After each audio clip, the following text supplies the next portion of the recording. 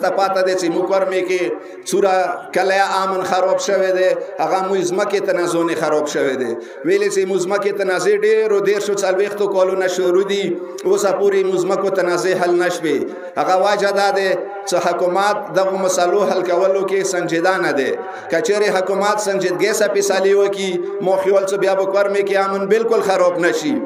مو حکومت نه د مطالبه کوو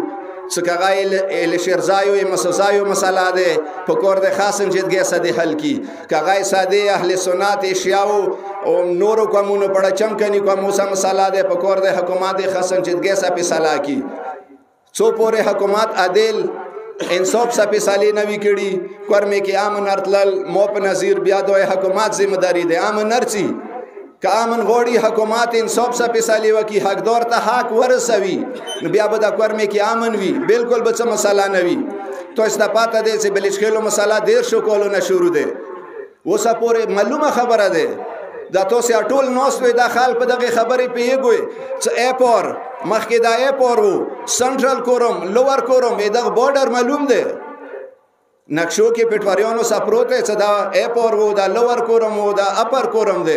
کله بارډر معلوم ده دی باوجود زخیام سے نور مسالو کې بالګه پیچیدګي وي بلیچ خلو مسالې کې خو بالکل پیچیدګي نشتا معلومه خبره ده صدا اپور ده دا اپر کورم ده دا لوور کورم ده بیا دیر شو کولو کې پیسالي ویلې نه کیږي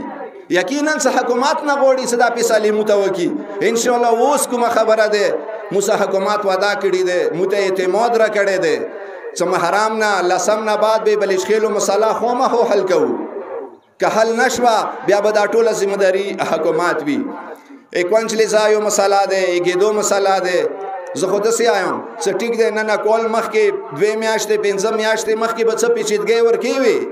خو نن خو هیڅ پیچیدګي ورکی نشتا عدالت اډرونه ورکشتا 1905 کې حکومت وا خبره کوي زه د سټیشن نه وته آیم څه حکومت وا خبره کوي چې غزوات مال کې 1905 کې عدم تنازع لیکل دي 1943 44 کې عدم تنازع لیکل دي خو زه خود سي آیم 1943 44 نو ورستا بیا دي کې جرګي شوې دي هغه جرګي خوشالګر نه رغلي دي دوا بلکې ټول اهل سنت جرګا راغلي دي خوشالګر نه رغلي دي اٹک نه رغلي دي یا وای کې پیسالي کړي دي صداي الیزای کوم حق دي دغه بل چو حق نشته گیدو ټول حیثیت خیال دي نن مدسیایو حکومت امیدونه لرو ان شاء الله موسی وادیا کړی دي سمو بدا فیصله کوښ لزایو ان شاء الله حرام نه مخکې وای گیدو خبره بدا فیصل کو تک سپینه خبره ده عدالت اډرونه ورکی دي 1970 اډرونه ورکی دي 1992 اډرونه ورکی دي 2000 اډرونه ورکی دي ابل اورې نګدې د 2 میاشتې مخکې عدالت ورکی آرډر کړی دی صدا دي چې نو خای ګوي پورې د الیزای کوم حق دی مو حکومت نه د مطالبه کوو څه حق الیزای کوم دی پکور دې چې مو د حق نه فیصله وکي حقدار ته د حق ورسوي مو انتظار وتکو څو دا حکومت د نیک نیت نه کور خلی کنه دی خلی کدغ نیک نیت څه دوی متدا فیصله وکا ان شاء الله مودا ټول قوم به دغه حکمرانو شکر یاد کوو کبیا بد نیتی وکړه یقین وکړه صدا قوم بیا چوک ثبات کړي دي دا قوم بیا نه پویروي ان شاء الله همیشه د پاره لکنن مڅنګ ریاض مسعود پسړه ده څنګه مو مقصود پسړه ده اند سه بیا تو پسړه وي اند سه په باد دی د لکنن ریاض مسعود په باد دی دو اکوانجلی زایو مساله ده عدالت نه راغلی ده ایډیور پترو مو حکومت ایو څه قانون پته تو تاروي پیش شوه ده جرګي کوانجلی زایو تاروي پیش کړي ده مقبلو حمایت کیاروي پیش کړي ده و سنسو په تولوس کې ده تو وقت څخه غزوات مال چوک ټیلی کوي او یو مجرګه کې غزوات مال مطابق روي کړي ده کیا غوي جرګي کې غزوات مال په مطابق روي کړي ده کومي وو کې غزوات مال په مطابق روي کړي وي مو امید لرو چې ته مغنه آرډر وکي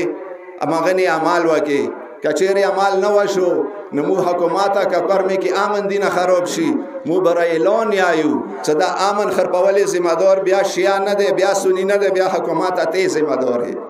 نو مو امید ونه لرو چې زر و نظر محرام نه مخ کې بلکې مو سه وعده کړی دی چې په 15 ورځې به موږ کېدو مسله حل کوو مو به کوښښ لځایو مسله حل کوو ولا سم نه بعد به موږ بل خلو مسله هم حل کوو